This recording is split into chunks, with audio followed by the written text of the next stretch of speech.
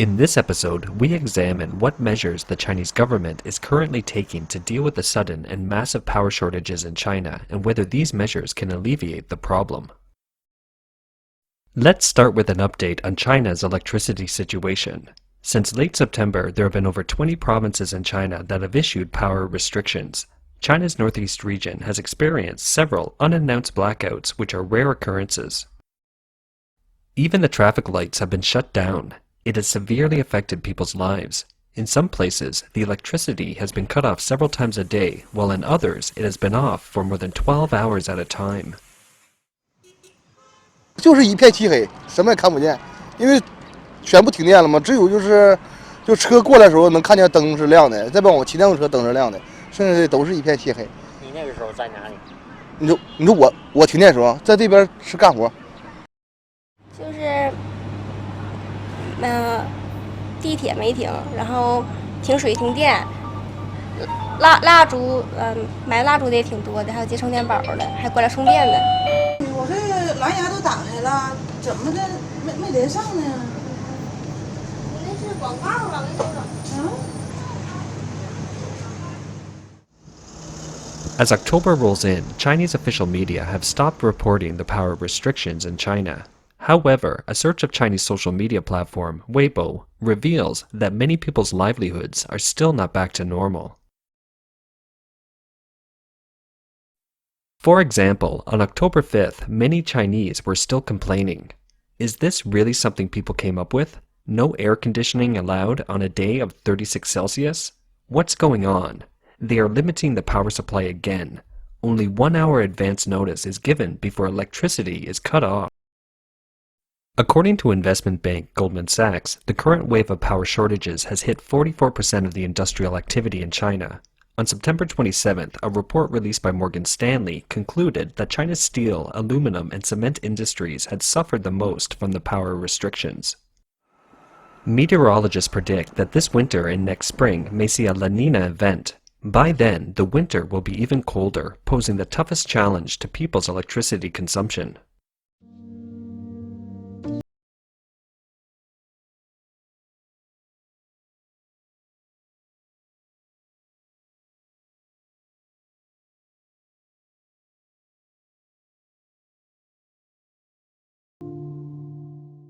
The first measure taken by the Chinese government to address the power shortage is to increase the price of electricity. According to the National Bureau of Statistics, from January to August 2021, the cumulative value of thermal power generation accounted for 71.9% of the country's total electricity output. Because coal prices in China are based on the market, they have risen sharply in line with market conditions. However, the government sets electricity prices, which follows the path of a planned economy. While coal companies are making a lot of money, power plants are losing big time. The more they produce, the bigger the losses. In order to survive, power suppliers all over China have started a trend of cutting down production. According to statistics, at least 8 provinces have increased their electricity rates without affecting residential consumption, while 6 have increased the price gap between the peak and off-peak rates to encourage off-peak consumption. In October, Hunan province introduced a floating rate that allows power plants to adjust their rates in response to coal prices. Guangdong province announced a 25% increase in peak rates for industrial users starting October 1st. Zhejiang province announced that from October 15th, the peak hours would become 4 to 6 hours instead of 2 hours per day, and the rate for large industrial customers for peak usage will be RMB 5.6 cents per unit. Guangxi province announced that 20% of the peak rate would be added as the rush hour rate. In addition, a few other places have also announced rate increases. Whether the increase in electricity prices can catch up with the rising coal prices and whether electricity prices will continue to rise with coal prices in the future are yet to be seen. Some analysts believe that an increase in electricity prices may be one way to address its shortage, but factory shutdown and economic recession are inevitable as a result. A senior Taiwanese businessman who produces electronic composite materials in Guangdong province said that electricity accounts for nearly 20% of his operating costs. While global raw materials and shipping prices are soaring, business costs will rise if high electricity prices become normalized, and they will face the challenge of survival.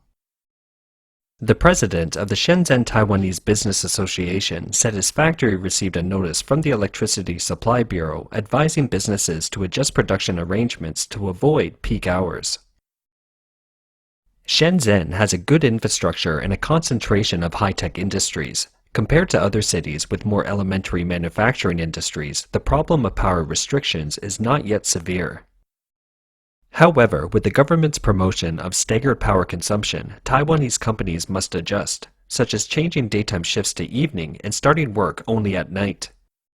If the situation is short-term and controllable, Chen said, "I think we will all continue to hold on. If not, we cannot rule out the possibility that some Taiwanese businesses will withdraw or move to avoid risks." However, the Chinese Communist Party, or CCP, is unwilling to discuss the power shortage openly. The public has no way of knowing whether China will continue to restrict power as it enters winter, making it difficult for many Taiwanese business owners to plan ahead. The Chinese government's second and most important measure is to snap up coal on a global scale. On September 29th, coal futures in China skyrocketed to a record high of RMB 1,376.8 per ton, or $214 per ton. The Economic Daily described coal prices as feverish. According to China's state television, some power plants currently have less than 5 days of coal in stock and may face shutdowns.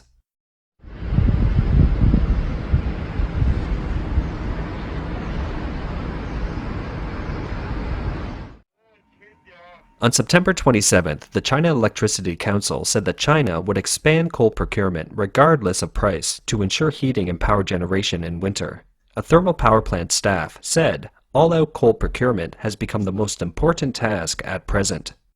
As long as the coal is available, shipping cost is of no concern." In other words, the CCP is now willing to do business at a considerable loss as long as coal can be secured. Despite Beijing's determination, it is not optimistic that enough coal can be procured. Right now, global energy prices are skyrocketing, with Australian coal prices up about 50% in the last 3 months and Indonesian coal up 30%. India and Europe are competing with China for coal. Europe is also facing electricity production difficulties due to the rising natural gas prices. Initially, European countries plan to phase out coal, but they have also been restarting coal generation.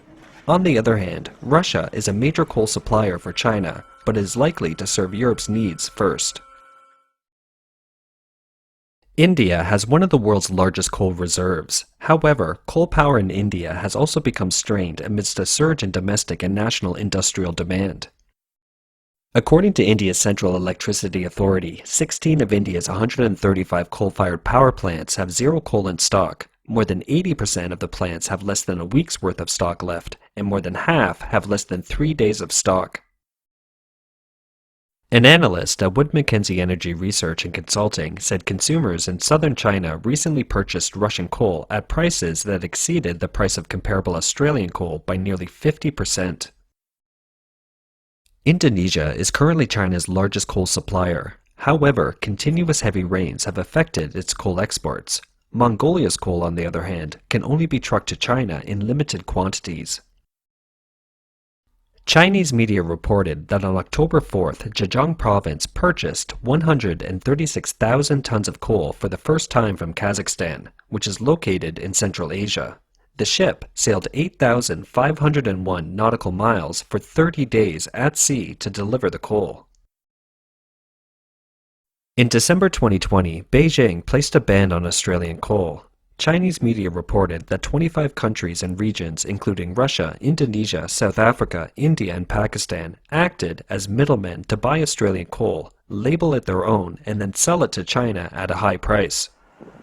The Communist Party's policy of securing winter energy supplies at all costs immediately drove up international coal prices, including the most polluting and least energy-efficient form of coal, lignite.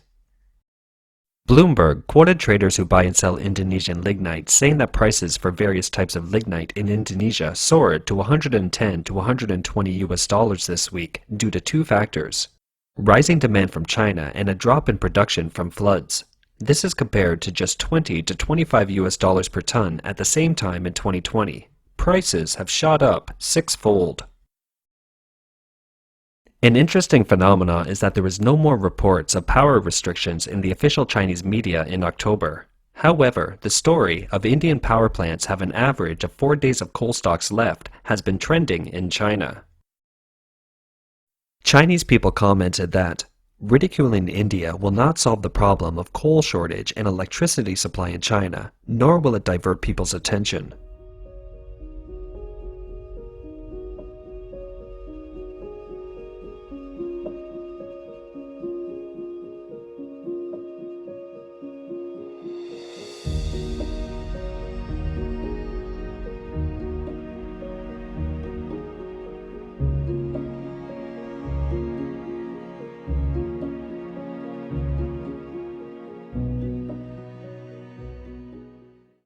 Perhaps the Chinese people have suffered enough frustration and needed a channel to vent.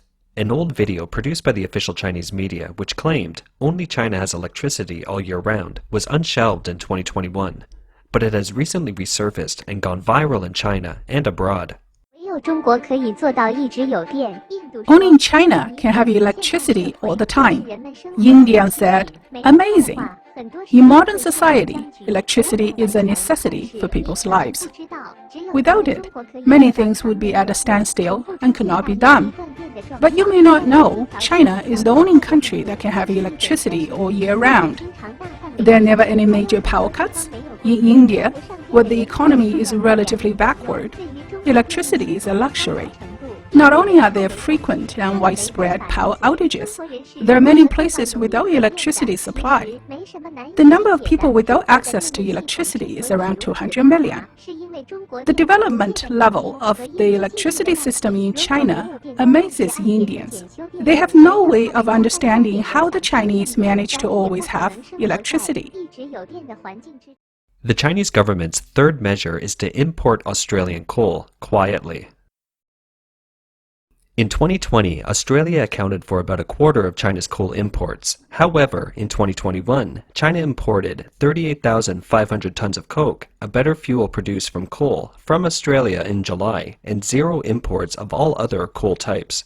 On December 28, 2020, an estimated 70 coal ships carrying between 7 and 10 million tons of Australian coal arrived at Chinese ports. However, on the pretext that the coal did not meet Chinese quarantine standards, the CCP refused to clear the ships, leaving the crews stranded at sea for months. In other words, even the high-quality Australian coal that has been contracted to arrive at China's doorstep was denied entry by Beijing at that time. Now there are signs that the CCP is secretly clearing Australian coal. The Financial Times quoted a chief analyst at a shipping firm saying that in September 2021, a handful of Australian ships waiting outside Chinese ports docked and were observed to have a reduced draft, indicating that coal had been offloaded.